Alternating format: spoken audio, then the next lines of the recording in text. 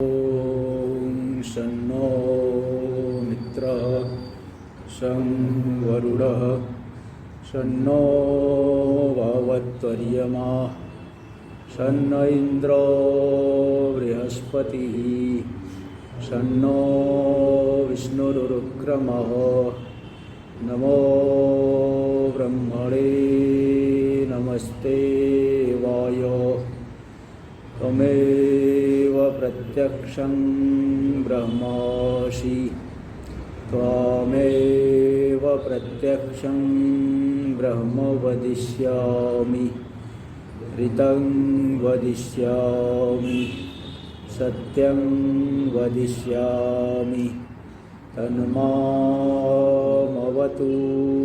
तद्वक्तारमवतु अवतु माम् अवतु वक्तारम्। ॐ शान्ति शान्ति शान्ति। शङ्करं शङ्कराचार्यं केशवं बादरायणं सूत्रभाष्य कृतौ वन्दे भगवन्तौ पुनः पुनः। ईश्वरो गुरुरात्मेति मूर्तिभेद व्योमवद्व्याप्तदेहाय दक्षिणामूर्तये नमः। ॐ शान्ति शान्ति शान्ति। कृष्ण यजुर्वेद की तैत्तरीय उपनिषद पर विचार किया जा रहा है। इसका प्रथम अध्याय जो शिक्षा अध्याय है उसका 9वां अनुवाक पर विचार किया जा रहा है। इसमें क्या क्या अनुष्ठेय है गृहस्थ व्यक्ति के लिए ये सब बता रहे हैं। इसमें ऋत जो शास्त्र में कही गई बात को धारण करना, स्वाध्याय प्रवचन, सत्य बोलना, तप करना, दम शम, अग्नि का आधान करना, अग्निहोत्र अनुष्ठान करना, अतिथि सत्कार और मानुष मतलब लौकिक व्यवहार विवाह आदि करना, प्रजा की उत्पत्ति करना, प्रजन जो पत्नी के साथ संबंध करना ऋतुकाल में, प्रजाति यानी पुत्र को भी पौत्रोत्पत्ति के लिए प्रेरणा दे के लगाना, और ये सब है। स्वाध्याय प्रवचन को बार बार कहा गया क्योंकि वो उत्कृष्ट साधन है ये दिखाने के लिए। और सत्य वचार आथितर ऋषि ने कहा सत्य बोलना चाहिए, सत्य का अवश्य अनुष्ठान करना चाहिए। और तपोनित्य जो पौरुषिष्टि है उन्होंने कहा कि तप का अवश्य अनुष्ठान करना चाहिए। और नाको मौदगल्य ने कह दिया कि स्वाध्याय प्रवचन अवश्य अनुष्ठेय है, तद्धि तपस तद्धि तप, वही तप है वही तप है। तो इसका थोड़ा सा रह गया था भाष्य में। तप इति पृष्ठ नंबर 40। तप इति तप एव कर्तव्यम इति तपो नित्यस तपसी नित्यस तपः परस तपो नित्य इति वा नाम। तप में जो नित्य लगे हुए हैं तप परायण है अथवा तपो नित्य जिनका नाम है। ऐसे पौरुषिष्टि, पौरुषिष्टि मतलब पुरुषिष्टस्य अपत्यम पौरुषिष्टिराचार्यो मन्यते। पुरुषिष्ट के जो पुत्र थे पौरुषिष्टि नाम के आचार्य ऐसा मानते हैं कि सदा तप ही करना चाहिए, तप परायण होना चाहिए। स्वाध्याय प्रवचने अनुष्ठेय इति नाको नामतो। नाक नाम के जो ऋषि थे जिनका जो कि मुद्गल के पुत्र थे, मुद्गलस्य अपत्यम मौदगल्य आचार्यो मन्यते, ऐसे आचार्य कहते नहीं स्वाध्याय प्रवचन ही अनुष्ठेय है, उनका अवश्य अनुष्ठान करना चाहिए। तद्धि तपस तद्धि तप ही यस्मात् स्वाध्याय प्रवचने एव तपस, क्योंकि स्वाध्याय प्रवचन ही तप है, तस्मात् ते एव अनुष्ठेय, इसलिए उन्हीं का ही अनुष्ठान करना चाहिए थी, ऐसा वो नाको मौदगल्य ने कहा। उक्तानामपि सत्य तप स्वाध्याय प्रवचनानां पुनर्ग्रहणम आदरार्थम। जो सत्य तप स्वाध्याय प्रवचन जो कहे गए इनका पुनर्ग्रहण जो है आदर के लिए है। इस तरह से 9 अनुवाक तो पूरा हो गया। सत्य तप सत्यमिति ये तो हो गया। टीका में त्रयाणाम ऋषीणाम मत भेदोपन्यासेन स्वाध्याय प्रवचनयोरेव आदरं विवृणोति। 3 ऋषियों के मतभेद का उपन्यास करके स्वाध्याय प्रवचन में ही आदर का विवरण कर रहे हैं, तो इन्होंने यहाँ बता दिया। अब आगे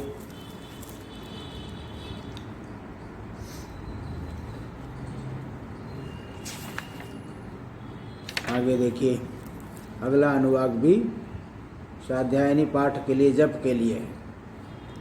इसका पाठ करने से, जप करने के लिए, जप करने से अंतःकरण शुद्ध होगा। तो इसके लिए अगला ये जो शांति पाठ आ रहा है, जो कि प्रतिदिन 10 शांति पाठ में भी आता है। तो देखिए, अथ शिक्षाध्याय 10मोनुवाक। शिक्षाध्याय में 10म अनुवाक है।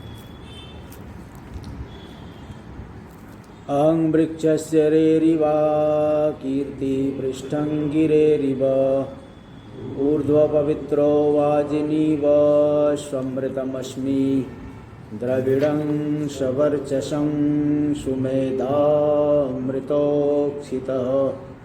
इति त्रिशंकोर्वेदानुवचनम्। इसके बाद तो ओम शांति शांति शांति रहता है, लेकिन यहाँ नहीं दिए है, कोई बात नहीं। अहम वृक्षस्य रेरिवा, ये जो संसार रूपी वृक्ष है, संसार को वृक्ष क्यों कह दिए? वृक्ष का छेदन होता है, संसार का भी छेदन होता है। यह अनर्थ का कारण है संसार,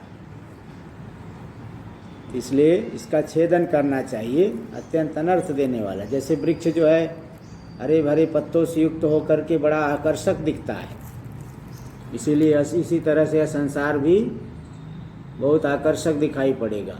विषयों जो है, विषय बड़े राग उत्पन्न करके अपनी ओर खींचते रहते हैं। तो जैसे उस वृक्ष का छेदन करने के लिए कुठार आदि चाहिए, शस्त्र चाहिए, शस्त्र से वृक्ष का छेदन होता है, इसी तरह से यहाँ पे एकात्म बोध ही शस्त्र है। जीव ब्रह्म की एकता को जान लिए जो एकात्म बोध, यही शस्त्र है। इस एकात्म बोध से संसार वृक्ष गायब हो जाता है। न रूपमस्य तथोपलभ्यते नान्तो न चादिर न च संप्रतिष्ठा अश्वत्थमेनं सुविरूढ़मूलमसंग शस्त्रेण दृढ़ेन चित्वा। विचार करने पर संसार का जो रूप विवेक दशा में मालूम पड़ता है, बड़ा आकर्षक मालूम पड़ता है, रमणीय मालूम पड़ता है, सुख देने वाला मालूम पड़ता है, लेकिन जब विचार करने पर उसका वो रूप गायब हो जाता है। सारी सुख बुद्धि जो हो रही भ्रांति से हो रही है, वास्तव में सुख का हेतु नहीं है, दुख का हेतु है। नान्तो न चादिर न च संप्रतिष्ठा, इसका आदि नहीं, अंत नहीं, मध्य में नहीं, स्थिति नहीं, ये है ही नहीं, तो कहाँ से आदि अंत मध्य रहेगा? रज्जु में सर्प, उसकी आदि भी नहीं, अंत भी नहीं, मध्य भी नहीं। तो ये जो सुविरूढ़ मूल, इसका मूल जो है, क्योंकि अज्ञान जनित कामनाएं और वासनाएं, कर्म आदि बहुत दृढ़ हो गए हैं, इसकी वजह से यह संसार वृक्ष बड़ा मजबूत दिखाई पड़ रहा है। लेकिन जब असंगता, जैसे जैसे असंगता बढ़ाएंगे, जैसे वृक्ष को काटने के लिए कुल्हाड़ी मारते हैं तो कुल्हाड़ी की धार जो है कमज़ोर हो जाती है, तो बार बार पत्थर पे घिसते हैं, बार बार पत्थर पे घिस घिस के फिर कुल्हाड़ी से प्रहार करेंगे, तो आखिरकार वृक्ष जो है धराशायी हो जाता है। ऐसे बार बार असंगता का विचार, मैं शरीर नहीं, मन नहीं, बुद्धि नहीं, शरीर के संबंधी भी मेरे नहीं, शरीर मैं नहीं, ये मेरे नहीं, मैं तो शुद्ध बुद्ध मुक्त आत्मस्वरूप हूँ। इस तरह से असंगता का चिंतन करेंगे तो यह संसार वृक्ष कमज़ोर हो जाएगा। तो यहाँ ये बोल रहे हैं कि मैं इस संसार रूपी वृक्ष का संसार में लिप्त होने वाला नहीं, बल्कि इसका प्रेरक हूँ। हाँ, मैं जो साधक हूँ, वृक्षस्य रेरिवा, रेरिवा यानी प्रेरिता, प्रेरणा देना। री गतौ धातु, तुदादि गण की धातु है, इसे त्वनिप किया गया, यंग लुक करके यंग कर दिए तो रेरी बन जाएगा धातु, और उसे क्वनिप करके रेरीवन, रेरीवा। इस संसार वृक्ष को प्रेरणा देने वाला मैं हूँ, अंतर्यामी रूप से प्रेरणा दे रहा हूँ। मुझसे ही प्रेरणा पा करके संसार वृक्ष वृद्धि की प्राप्ति कर रहा है। तो मैं तो इसका प्रेरक हूँ, संसार वृक्ष में पक्षी नहीं हूँ, जीव नहीं हूँ, सुखी दुखी होने वाला नहीं, बल्कि इसका प्रेरक अंतर्यामी परमात्म रूप हूँ मैं। ऊर्ध मूलम अधा शाखा में जो बताया गया, परमात्म रूपी मूल वाला यह संसार वृक्ष है। और कीर्ति पृष्ठम गिरेरिवा, गिरी का पृष्ठ, गिरी का जो शिखर होता है अत्यंत ऊंचा होता है, उसके शिखर के समान ही, पृष्ठ के समान ही मेरी कीर्ति फैले। कीर्ति अत्यंत प्रिय लगती है। तो ये जो है यहाँ पे आत्मविचार करने से, उपासना करने से कीर्ति फैलेगी। वह जो है कीर्ति सुख का हेतु होती है। विशुद्ध कीर्ति फैले मेरी, पर्वत के शिखर के समान मेरी कीर्ति है, फैले। तो क्योंकि निंदा आदि सुनने से व्यक्ति के अंदर बहुत दुख होता है। तो निंदा न हो, यानी कुछ इस प्रकार का पाप कर्म मुझसे न हो कि निंदा हो, बल्कि मेरी कीर्ति फैले, यही यहाँ साधक प्रार्थना कर रहा है। ऊर्ध्व पवित्रो वाजिनीव, ऊर्ध्व पवित्र, ऊर्ध्व यानी कारण है, कारण ही ऊर्ध्व है। माया विशिष्ट जो कारण है वही ऊर्ध्व है। ऊर्ध्व रूपी पवित्र वाला मैं हूँ। ऊर्ध्वम पवित्रम यस्य, ऊर्ध्व जो कारण है वही पवित्र यानी ज्ञान के द्वारा प्रकाश्य है, जिसके लिए है ना वह, क्योंकि ऊर्ध्व जो कारण ब्रह्म है वही अखंडाकार वृत्ति में प्रतिफलित हो करके संसार रूपी मल का नाशक है। ऐसा ऊर्ध्व रूपी पवित्र वाला मैं हूँ। वाजिनीव, वाजिनीव, वाजिनी मतलब अन्नवती, सवितरी, सविता। सविता जैसे सविता में विशुद्ध अमृत है, वाजिनी व स्वमृतम अस्मि, अस्मि का अर्थ यहाँ करेंगे भवेम, भवेत। अच्छा भवेयम ऐसा कर लो, जैसे ईशावासिरण्मयन पात्रेण सत्यस्यापि हितम मुखम तत्वभूषण ना अपावृणु सत्य धर्माय दृष्टय। तो जैसे सूर्य में यह वाजी का अर्थ, वाज का अर्थ होता है अन्न, वाजिनी यानी अन्नवती सवितरी। सविता जो है अन्न प्रदान करता है सभी को। सविता अगर सूर्योदय आदि न हो तो कोई अन्न आदि की उत्पत्ति नहीं हो पाएगी।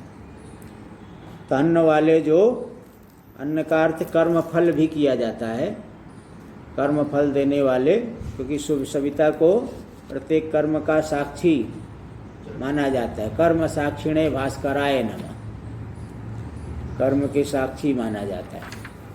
तो कर्म साक्षी जैसे कर्म फल देने वाले वाजी सविता में जिस प्रकार का अमृत है, उसी प्रकार का अमृत मुझ में भी हो।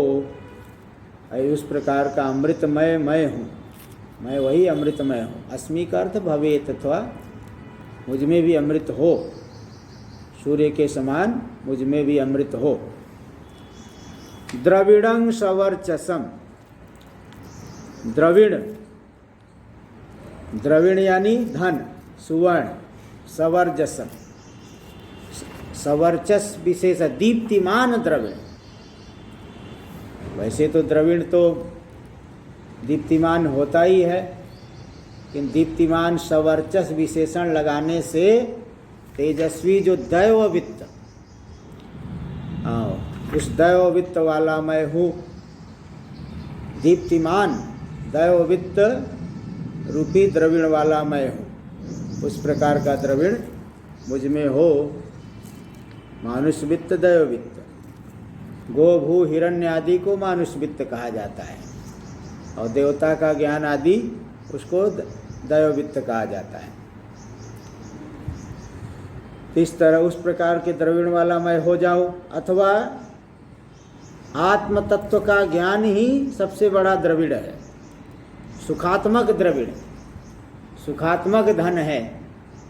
आत्म तत्व का ज्ञान ही सुखात्मक द्रविड़ है, क्योंकि उससे बढ़ कर के और कोई जो है सुवर्ण आदि भी नहीं हो सकता। ये सुख के लिए सब चीज़ चाहते हैं। अश्रय मात्राम सर्वाणि भूतानि उपजीवंती, उसी परमात्मा के एक छोटे से सुख के अंश को विषयों में सभी प्राणी ढूंढ रहे हैं। तो ये जो सुखात्मक द्रविड़ है, आत्मज्ञान रूपी सुखात्मक द्रविड़ है, अत्यंत वर्चस्व तेज वाला है, वह मुझे प्राप्त हो। सुखात्मक द्रविड़ वाला मैं हो जाऊँ। अस्ति कर तो ही भवे भवेत, मुझे मिले, मुझे प्राप्त हो। तो ये जो है सुखात्म तत्व रूपी सुखात्मक द्रविड़ वाला मैं हो जाऊँ, मैं हूँ या हो जाऊँ, ऐसा व्यत्यास कर लेंगे। सुमेधा अमृतो अक्षित, अक्षित सुमेधा, सुंदर मेधा वाला मैं हो जाऊँ, क्योंकि मेधा नहीं होगी तो आत्मतत्व का विचार नहीं हो पाएगा। मेधा जो है, मेधा रहने पर ही आत्मतत्व का ठीक बहुअर्थ ग्रंथ धारणावती बुद्धि मेधा वह मुझ में हो। अथवा यहाँ मेधा का अर्थ सर्वज्ञता रूपी जो मेधा, सृष्टि कौशल रूपी जो मेधा। परमात्मा में सृष्टि कौशल बड़े सहज है, संकल्प मात्र से सृष्टि कर लेते। सृष्टि में कुशलता रूपी जो मेधस्थ है ब्रह्म का, वही मुझ में भी है, यानी मैं ब्रह्म से अभिन्न हूँ, ऐसा ये द्योतित कर रहे हैं। हम लोगों को कुछ करना हो तो बहुत मेहनत करनी पड़े, छोटी सी कुटिया बनाना हो, घर बनाना, उसमें भी मेहनत। लेकिन परमात्मा में वो सृष्टि आदि कौशल बड़ा सहज है, संकल्प मात्र से कर लेते हैं। तो यहाँ पे मैं सुमेधा हूँ, यानी सब जो है पूरा सामर्थ्य मुझ में ही, परमात्मा से मैं अभिन्न हूँ। अथवा ये ले लीजिए कि पूरा संसार मुझ में कल्पित है, ऐसा जान लेना ही सुमेधस्व है। संसार पूरा कल्पित है, यह ज्ञान ही सुमेधस्व है। इस मेधा वाला मैं हूँ। अमृतोक्षित, इसलिए अमृत हूँ। अमरण धर्मा, अक्षित, कभी क्षीण होने वाला नहीं हूँ, मेरा कभी विनाश नहीं होने वाला है।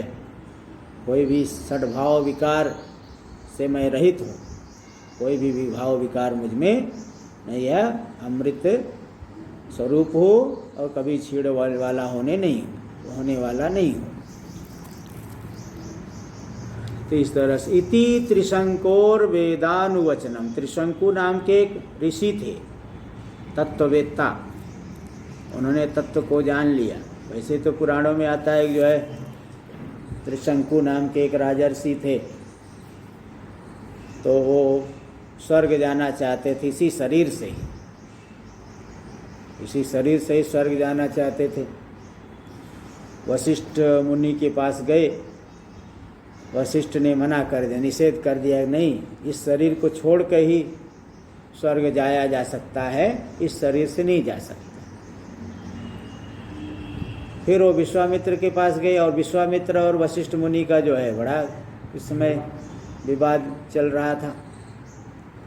तो वहाँ से निराश होके आए, तो सोचे कि अब तो मैं अपनी श्रेष्ठता सिद्ध करूँगा। उन्होंने मंत्रों के बल पे ही त्रिशंकु को जो है इस शरीर स्वर्ग भेज दिया।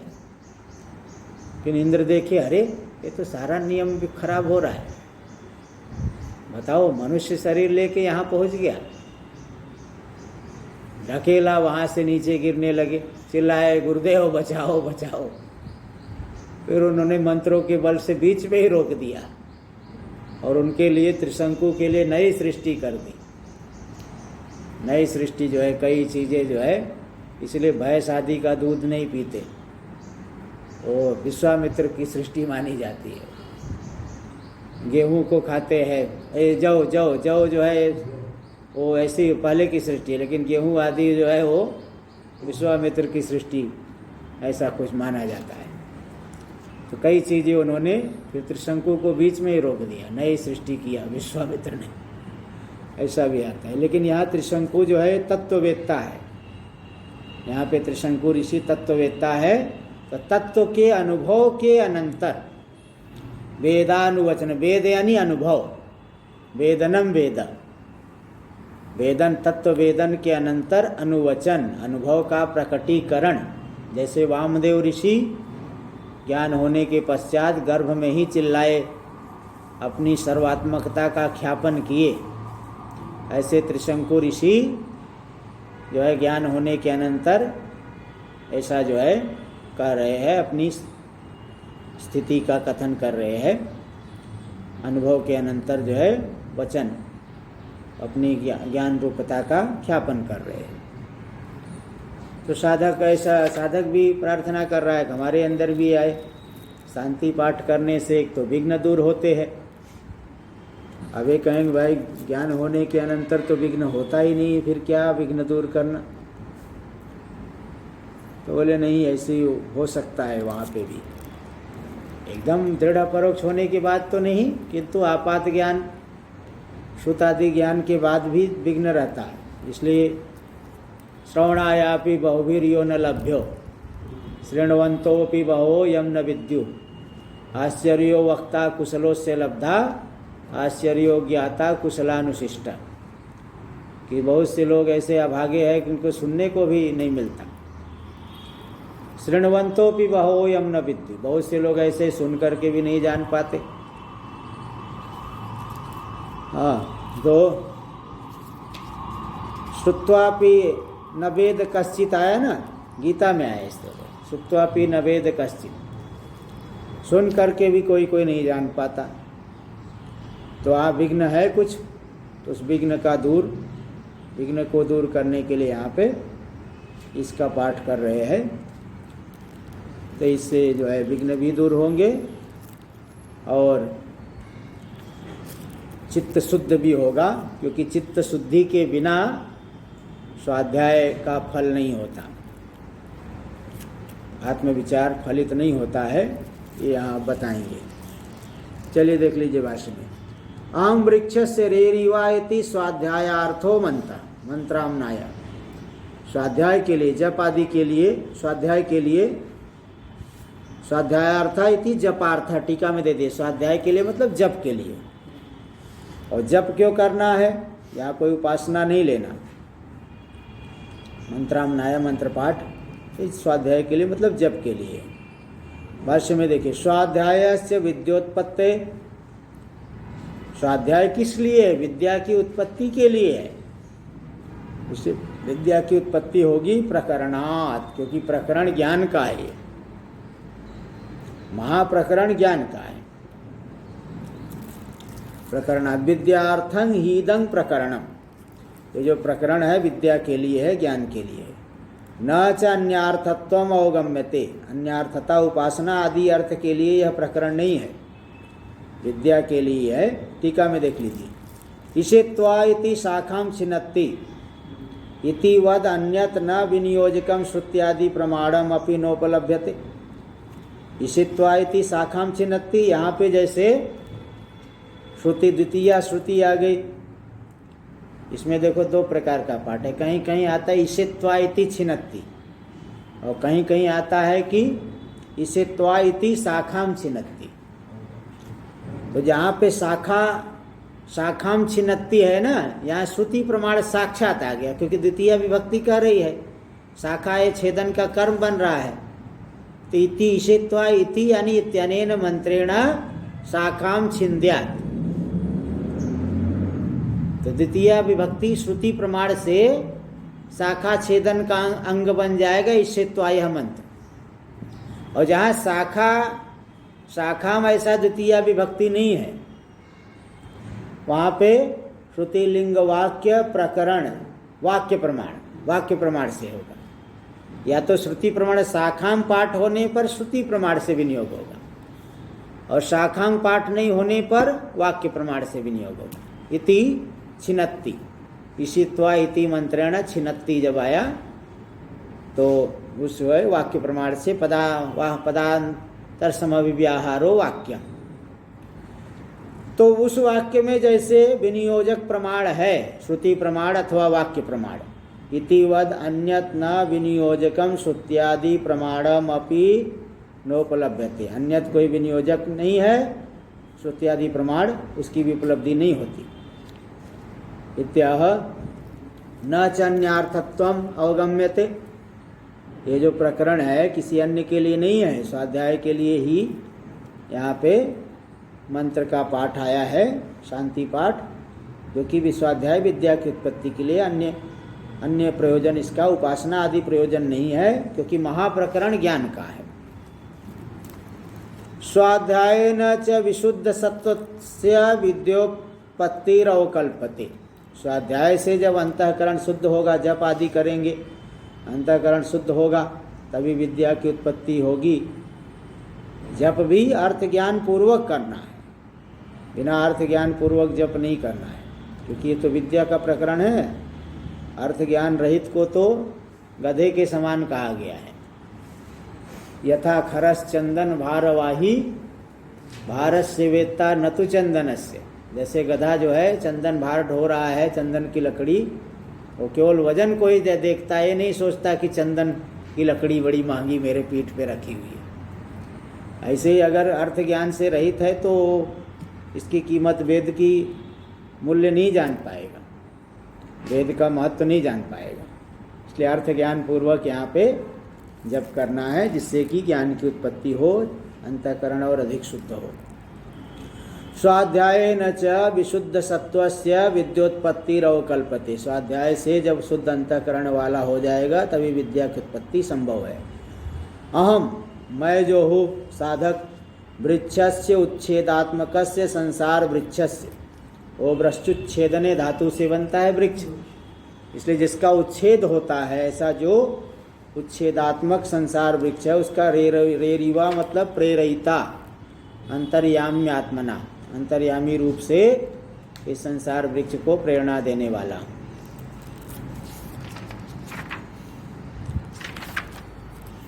कीर्ति ख्यातिर गिरे पृष्ठम यो उच्छ्रिता मम, पर्वत के शिखर के समान मेरी जो कीर्ति है, ख्याति है, उच्छ्रित, उठी हुई है, ऊंची ख्याति है। पर्वत के शिखर के समान मेरी कीर्ति उठी हुई है अथवा हो, ऐसा ले लो। अस्मि का जो है भवेत, ऐसा भी परिणाम हो जाता है। तो यहाँ देखो, जो ज्ञान होने के अनंतर अनुभव कथन कर रहे हैं ना, इस वजह से कर रहे हैं कि मेरी कीर्ति हो, कीर्ति है, और ये साधक बोलेगा ऐसी कीर्ति हो मेरी। ऊर्ध्व पवित्र, ऊर्ध्वम कारणं पवित्रं पावनम, ऊर्ध्व जो कारण ब्रह्म है वह पवित्रम पावनम ज्ञान प्रकाश्यं परम ब्रह्म, यस्य सर्वात्मनो मम सोहम ऊर्ध्व पवित्र, जो कारण ब्रह्म है वही पवित्र, मतलब ज्ञान के द्वारा प्रकाश्य हो, वह ब्रह्माकार वृत्ति में अभिव्यक्त हो करके संसार मल का नाशक होने से वह पवित्र। तो ऊर्ध्व जो कारण है वही पवित्र है, जिसके लिए, जिस मुझ सर्वात्मक के लिए, सो हम ऊर्ध्व पवित्र, ऐसा मैं ऊर्ध्व पवित्र वाला हूँ। वाजनी इव वाजवती इव, वाजम अन्नम तद्वती सवितरी इत्यर्थ, अन्न वाला जो सविता है, सविता ही अन्न देते हैं। अन्न का मतलब कर्म फल भी ले लो, कर्म फल भी लिया जा सकता है, सविता कर्म फल देते हैं। ऐसे सविता में जैसे अमृत है, टीका में भाष्य में वे दे रहे, यथा सवितरी अमृतम आत्मतत्वं विशुद्धं प्रसिद्धम, सविता में, सूर्य में विशुद्ध आत्म तत्व प्रसिद्ध है। श्रुति स्मृति शतेभ्य, सैकड़ों श्रुतियों स्मृतियों के आधार पर प्रसिद्ध है। एवं समृतम शोभनम विशुद्धम आत्म तत्वम अस्मि भवामी, इसी तरह से शोभन विशुद्ध आत्म तत्व मैं हूँ, मैं विशुद्ध आत्म तत्व ही हूँ। जैसे सविता में क्या है, अमृत है, अमृत स्वरूप आत्म तत्व प्रसिद्ध है, उस प्रकार का विशुद्ध आत्म तत्व मैं हूँ। तो ये बात ईशावास्योपनिषद में आ चुका है। द्रविड़म धनम सवर्चसम दीप्तिमत, दीप्तिमान जो धन है, दीप्तिमान दे विशेषण दे देने से आत्म तत्व को ले लिया जाएगा, सवर्चस, क्योंकि वही सबसे बड़ा दीप्तिमत धन है, सुखात्मक धन है वह, उसी की एक अंश को प्राणी लोग विषयों में खोजते हैं। ऐसा आत्म तत्व रूप मैं हूँ। ब्रह्म ज्ञानम व आत्म तत्व प्रकाशकत्वा सवर्चसम, अथवा ब्रह्म ज्ञान को ले लो, जो कि आत्म तत्व का प्रकाशक होने से वही सवर्चस है, दीप्तिमत है। द्रविड़म यो द्रविड़ं मोक्ष सुख हेतुत्वात्, वह द्रविड़ है, द्रविड़ के समान द्रविड़, जैसे द्रविड़ धन से सुख मिलता है, वैषयिक सुख, इसी तरह से ब्रह्म ज्ञान रूपी दीप्तिमत धन से मोक्ष सुख की प्राप्ति होता है, इसलिए उसको द्रविड़ भी कह दिए। अस्मिन् पक्षे प्राप्तम मया इति अध्याहार कर्तव्य, आत्म तत्व ज्ञान ले रहे तो वह ज्ञान मुझे प्राप्त हो गया है, तो प्राप्तम मया ऐसा अध्याहार कर लेना चाहिए। हाँ, आगे शोभ सुमेधा अमृतोक्षित, सुमेधा शोभना मेधा सर्वज्ञत्व लक्षणा यस्य, सर्वज्ञत्व स्वरूपा जो मेधा वह जिसमें है, मम सोहम सुमेधा, ऐसा जो मैं हूँ सर्वज्ञत्व लक्षणा स्वरूपा मेधा वाला, ऐसा मैं सुमेधा हो गया हूँ, सुमेध हूँ, सुंदर मेधा वाला। संसार स्थित उत्पत्ति उपसंहार कौशल योगा सुमेधस्तत्व, संसार की स्थिति उत्पत्ति और संहार के कौशल के योग से सुमेधस्थ है मुझ में, यानी सुमेधस्थ सुंदर मेधा वाला मैं हूँ, क्योंकि संसार की स्थिति उत्पत्ति और संहार की कुशलता मुझ में, कि परमात्मा से अभिन्न हूँ मैं, इसलिए मेरे अंदर ये सुमेधा है। उनमें सृष्टि जो है संकल्प मात्र से सृष्टि कर लेते परमात्मा, वही मुझ में भी है। अथवा जो दूसरा अर्थ कर दे, पूरा संसार मुझ में कल्पित है, ऐसा जान लेना ही सुमेधस्थ है। नित्यम असिच प्रजा मेधयो, असिच प्रत्यय हो गया है, सुमेधस बन जाता है। अतएव अमृतो अमरण धर्मा, इसीलिए मैं अमृत स्वरूप हूँ, अमरण धर्मा, मेरा कभी मरण नहीं होता, मरने वाला मैं नहीं हूँ, शरीर आदि भाव से दूर हूँ। अक्षितो अक्षीणो अव्यय, अक्षतो वा, अक्षत हूँ, अक्षीण हूँ, अमृत स्वरूप हूँ और अक्षित अक्षीण हूँ, अक्षत हूँ। अथवा अमृतेन वा उक्षित सिक्त, ऐसा एक तो कर्मधारय समास भी कर सकते हैं, दूसरा तृतीया तत्पुरुष समास भी कर सकते हैं। अमृतश्चासौ अक्षितस्य, नहीं, अलग अलग पद ही हो गए, क्योंकि वो तो सही बात है, कर्मधारय करने की जरूरत नहीं है, क्योंकि अमृतो दे दिए ना। अगर समास होता तो अमृताक्षित, अमृतोक्षित नहीं बन करके अमृताक्षित, अकस्मणी दीर्घ हो जाता। हाँ, तो इसलिए पहले एक तो ले लो, या समस्त पद नहीं है, अमृत स्वरूप हो और एंगा पदांता दति लग करके खंडाकार आ जाए, खंडाकार करो चाहे न करो तो पूर्व रूप हो गया है। तो अमृत स्वरूप हो और अक्षित यानी अक्षीण हो, अव्यय हो, अक्षत हो, एक तो हो गया जो समास नहीं हुआ है, और दूसरा समास करेंगे तृतीया तत्पुरुष समास कर लेंगे। अमृतेन उक्षितः इति अमृतोक्षितः, अमृत से मैं सिक्त हूँ, उक्षित सिक्त सिंचित हूँ, उक्ष सेचने धातु से बन जाएगा। अमृतोक्षितो हम इति इत्यादि ब्राह्मणम, ऐसा ब्राह्मण भी आया है, ब्राह्मण वाक्य अब देखो टीका में दे रहे, अक्षितमसि इत्यादि वत, ये आया है उसमें 1 नंबर टिप्पणी में दे दिए, अक्षितमसि अक्षांदो स यद अशिशिषति यद पिपासति यत्र रमते तास्य दीक्षा, जो वह खाना चाहता है, पीना चाहता है, जो रमण नहीं करता वही उसकी दीक्षा है इत्यादि ना यज्ञ दर्शनं विधाय, यज्ञ दर्शन उपासना का विधान करके अंत में बताए है सो अंत वेलायाम एतत्त्रयं प्रतिपद्येत, अंत वेला में इन्हीं तीनों मंत्रों का जाप करे। अक्षितमसि अच्युतमसि प्राण संसितमति।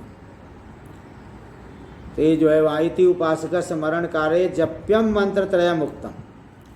उपासक के लिए मरण काल में जप के योग्य 3 मंत्र बताया गया। तस्य यथा यज्ञ दर्शन विधि शेषत्वम न, वह यज्ञ दर्शन विधि का शेष नहीं है। तथा अस्य सत्यम वक्तुम, विधि शेषत्वम न, अच्छा नहीं, वो तो यज्ञ दर्शन विधि न तथा अस्य विधि सत्यम वक्तुम, यह विधि का शेष तो ऐसा नहीं कहा जा सकता है। तो वही यह बात यहाँ टीका में दे रहे हैं कि अक्षितम असि इत्यादिवत उपासना विधि शेषत्वम व वक्तुम न शक्यते। इसको उपासना विधि का शेष नहीं कहा जा सकता, क्योंकि वहाँ तो यज्ञ दर्शन का विधान करके कहा गया है। यहाँ पे तो ऐसा नहीं कह रहे हैं, क्योंकि ज्ञान साधन क्रिया विधे प्रक्रांतत्वाद इत्यर्थ। ज्ञान के साधन, ज्ञान साधन जो कर्म है ना, कर्म का अभी बताए, ऋतम च स्वाध्याय प्रवचने से सब बताए। क्रिया विधि ज्ञान साधक कर्मों का प्रस्तुत होने के कारण बीच में उपासना विधि के लिए कोई अवकाश ही नहीं है। इसलिए क्रिया विधि का प्रसंग होने से उपासना का अंग इसको नहीं मान सकते, उपासना के अंग रूप से इसको जाप करेंगे ऐसा नहीं कर सकते, क्योंकि यहाँ ज्ञान साधन जो कर्म है उनका प्रस्तुत ऋतम च इत्यादि के द्वारा उसको बताए थे। उपासना विधि तो व्यवहित है, इसलिए यहाँ उपासना के अंग रूप से इसको नहीं कर सकते। आगे देख लीजिए। इति इत्यादि ब्राह्मणम अमृतोक्षितमसि चितोहम इति इत्यादि ब्राह्मणम, ऐसा ब्राह्मण वाक्य आया है यहाँ पे। तो इसलिए अमृतेन उक्षितः इति अमृतोक्षिता, ऐसा भी विग्रह ले सकते हैं। इत्येवं त्रिशंको ऋषेर ब्रह्मभूतस्य, त्रिशंको ऋषि जो त्रिशंको ऋषि ब्रह्म स्वरूप हो गए हैं। ब्रह्मविदो वेदानुवचनम, ब्रह्मवेत्ता उनका वेदानुवचन है।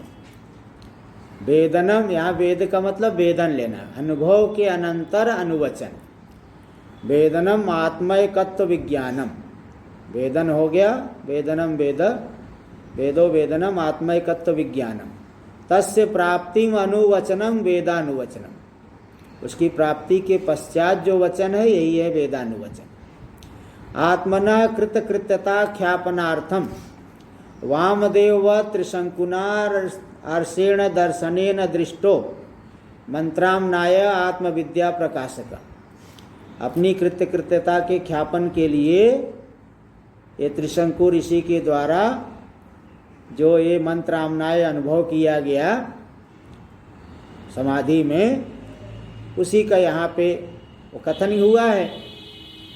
तो वामदेव ऋषि के समान, जैसे वामदेव ऋषि को ज्ञान होने के अनंतर मंत्र के माध्यम से अपनी सर्वात्मकता का ख्यापन किए, ऐसे ही ज्ञान होने के अनंतर कृतकृत्यता का ख्यापन करने के लिए त्रिशंकु ऋषि के द्वारा विगार्ष दर्शन, वैदिक दर्शन से दृष्ट जो मंत्रामनाय है उसका यहाँ कथन हुआ। आत्मविद्या प्रकाशक है जो कि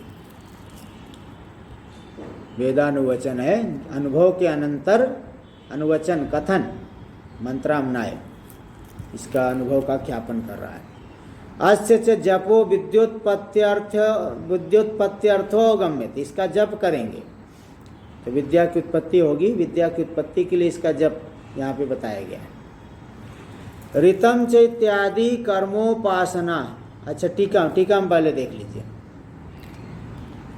अंग वृक्षस इत्यादि मंत्र से त्रिशंकु ऋषि त्रिशंकु पंक्तिश्छंद परमात्मा देवता ब्रह्म विद्यार्थे जपे विनियोग, देखो इस तरह से विनियोग करेंगे।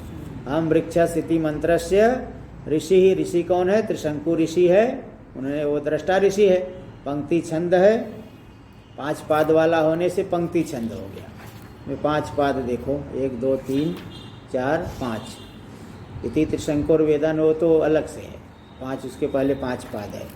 तो पंक्ति छंद परमात्मा देवता ब्रह्म विद्यार्थे जपे विनियोग, ब्रह्म विद्या के लिए इसका जप में विनियोग होगा। न केवलम अस्य जपो विद्यार्थ, इसका जप केवल विद्या के लिए ऐसी बात नहीं। पूर्वोक्तानि कर्माण्यपि, पूर्व में जो कर्म की बताए गए वह भी विद्या की उत्पत्ति के लिए कर्म बताए गए, इसलिए कोई सकाम कर्म वहाँ नहीं बताया गया। ऋतम च स्वाध्याय प्रवचन सब निष्काम कर्म ही बताए गए, ज्ञान की उत्पत्ति के लिए कर्म बताए त्या ऋतम च इत्यादि ना भाष्य में। ऋतम च इत्यादि कर्मोपन्यासाद अनंतरम, ऋतम च इत्यादि मंत्र में कहे गए कर्म के उपन्यास के अनंतर वेदानुवचन पाठात, वेदानुवचन पाठ आया कृत्य कृत्यता के ख्यापन के लिए। इससे एतद अवगम्यते, इससे मालूम पड़ रहा है कि एवं श्रौत स्मार्तेषु नित्येषु कर्मसु युक्तस्य, जो श्रौत स्मार्त नित्य कर्म में जो युक्त है, निष्कामस्य, निष्काम है, परम ब्रह्म विविदिशोर, पर ब्रह्म को जो जानना चाहता है उसके लिए आर्षाणी दर्शनानि प्रादुर्भवन्ति, आर्ष जो दर्शन है वैदिक जो ज्ञान उसको प्रादुर्भूत हो जाता है, यथार्थ दर्शन, यथार्थ ज्ञान उत्पन्न होता है, आत्मादि विषयाणी, आत्मादि विषयक। तो वेदानुवचन के पाठ से ही मालूम पड़ रहा है कि जो व्यक्ति नित्य तत्पर होकर के स्तौत स्मार्त कर्मों में लगा हुआ निष्काम है, उसी को ही यथार्थ ज्ञान उत्पन्न होता है। तो कर्म भी केवल ये मंत्र ही विद्या के, मंत्र का जप ही विद्या के लिए नहीं है, ये सब कर्म भी विद्या की उत्पत्ति के लिए है, इससे ये सिद्ध हो गया। चलो ये तो 10वां अनुवाक पूरा हुआ, 11वां अनुवाक हम लोग कल से करेंगे। ओम शन्नो मित्रः शं वरुणः शन्नो भवत्वर्यमा शन्न इंद्रो बृहस्पतिः शन्नो विष्णुरुक्रमः। नमो ब्रह्मणे नमस्ते वायो त्वमेव प्रत्यक्षं ब्रह्मासि त्वमेव प्रत्यक्षं ब्रह्म वदिष्यामि व ब्रह्मावादिशं ऋतमवादिशं सत्यमवादिशं तन्मावीत् तद्वक्तारमावीत् आवीन्माम् आवीद् वक्तारम्। ॐ शान्ति शान्ति शान्ति। शङ्करं शङ्कराचार्यं केशवं बादरायणं सूत्रभाष्यकृतौ वन्दे भगवन्तौ ईश्वरो गुरुरात्मेति मूर्तिभेदविभागिनी व्योमवद्व्याप्तदेहाय दक्षिणामूर्तये नमः। ॐ शान्ति शान्ति शान्ति।